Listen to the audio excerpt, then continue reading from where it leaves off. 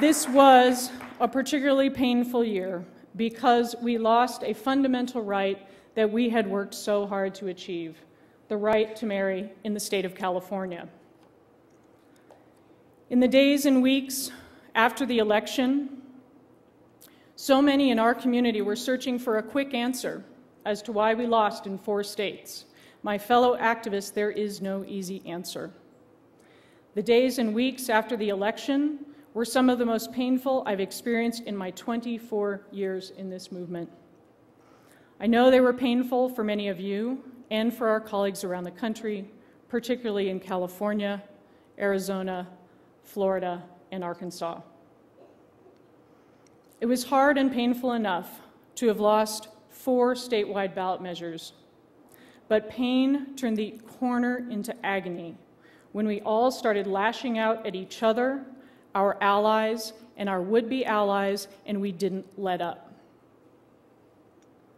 Did the other side run an excellent and completely lie-filled set of campaigns? Yes, they did. Could we all have done more or done things differently that might have moved us closer to defeating the 4 measures? Certainly. We at the task force are a particularly analytical and reflective group, and we've been taking a hard look at what we could have done to better fight against these measures. But winning any of the 4 statewide measures was always far from being a slam dunk. We need to learn what we can from this last year, and we must move forward, as we have in times before, far worse than this. I want to specifically address the blaming of African American voters for the passage of Proposition 8.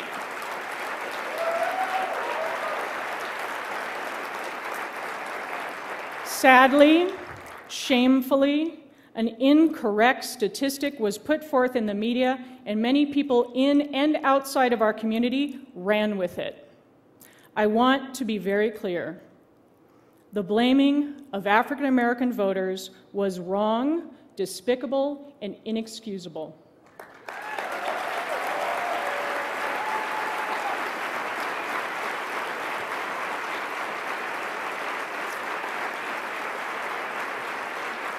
The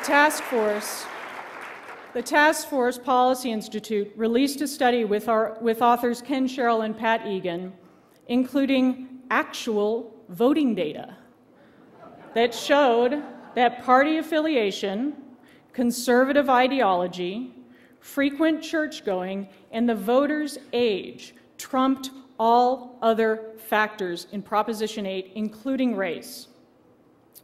The task force was criticized by some for being politically correct. It is not politically correct to conduct sound research. It is not politically correct to challenge racism.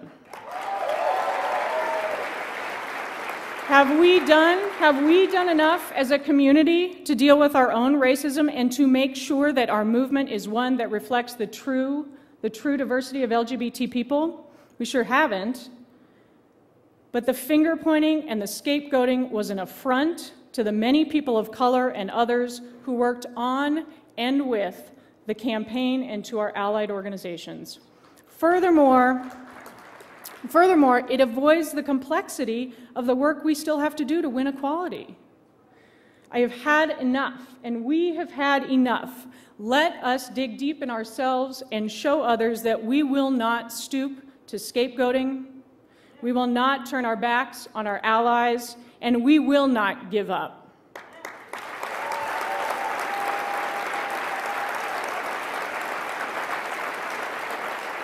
There is a big difference between blaming and learning. Let us be learners so that we may be leaders.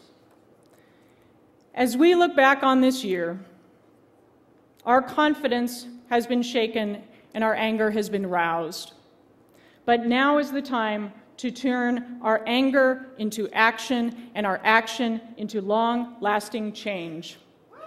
We must now refocus and regain marriage equality in California and win it across the country. But we need to remember that these anti-marriage ballot measures are fundamentally about the larger right-wing assault on the ever-expanding diversity of the United States, our freedom to live openly, and to create and define ourselves, our sexuality, and our families. I urge us not to look at our movement as if it is only about this last election or only about marriage equality.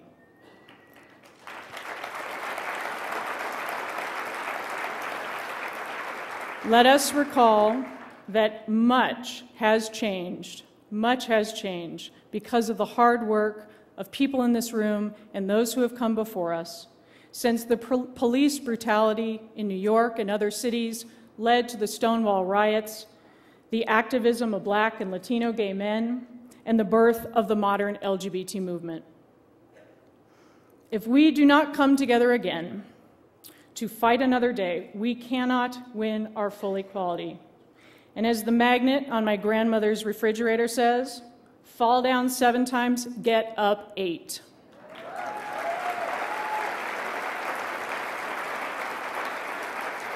The state of our movement is resilient, and we will win.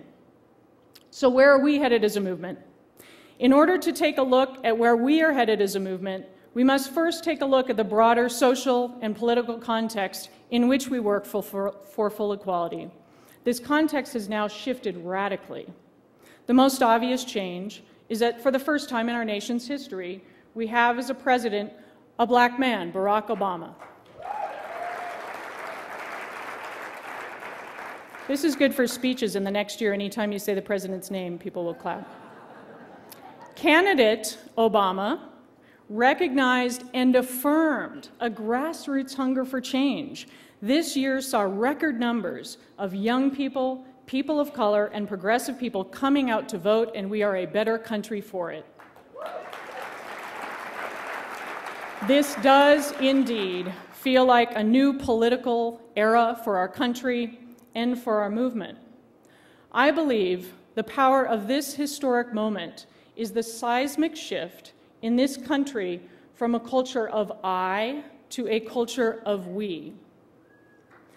Obama ran with a mantra of yes, we can.